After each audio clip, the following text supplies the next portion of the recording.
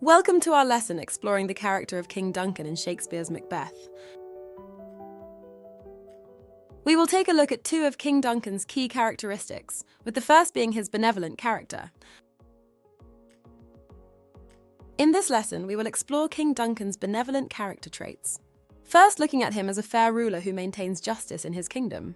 We will then look at his magnanimity to those who serve him, highlighting his benevolent nature. Finally, we will explore his compassion and care for his subjects. It is these aspects of his character that amplify the impact of his death, making it a heightened tragedy in the play. Let's begin. King Duncan is presented as a benevolent character through his role as a fair and judicious monarch, shown explicitly in his unwavering commitment to maintaining order and justice within his kingdom. For instance, Duncan proclaims, "No more that Thane of Cawdor shall deceive. Our bosom interest, go pronounce his present death, and with his former title greet Macbeth." In this passage, King Duncan highlights his dedication to justice by swiftly punishing the treacherous Thane of Cawdor and awarding Macbeth with his titles and lands. This testament ensures that deceit will not be tolerated, emphasizing Duncan's control and commitment to upholding justice. Moreover, Duncan's generosity in giving Macbeth the Thane of Cawdor title underlines his fairness as a ruler. Despite the betrayal of the former Thane, he rewards Macbeth's bravery and loyalty. Hence, Duncan's benevolence is unequivocally portrayed by his fair and equitable actions and decisions. In the play, King Duncan is characterized as a benevolent ruler, evident from his keenness to express gratitude and appreciation towards those who serve him loyally. He commends Macbeth's bravery in Act 1, Scene 2 by saying, "O valiant cousin, worthy gentleman."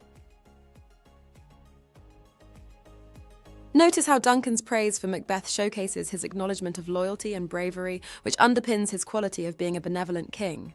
He doesn't just see these actions, he values them and makes it known. Duncan's use of the term valiant cousin reinforces this quite effectively.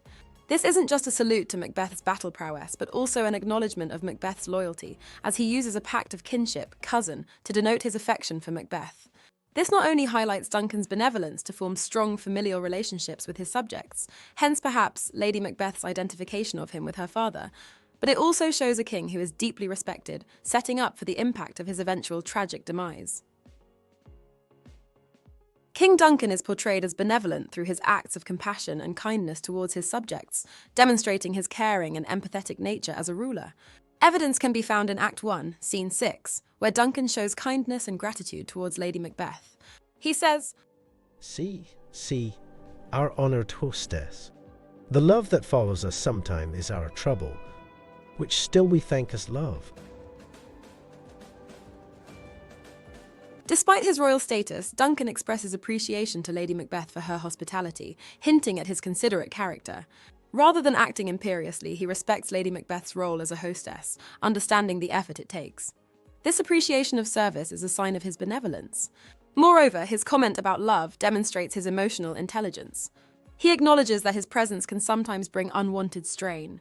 Rather than shrugging this off, he expresses an empathetic understanding, indicating his caring quality.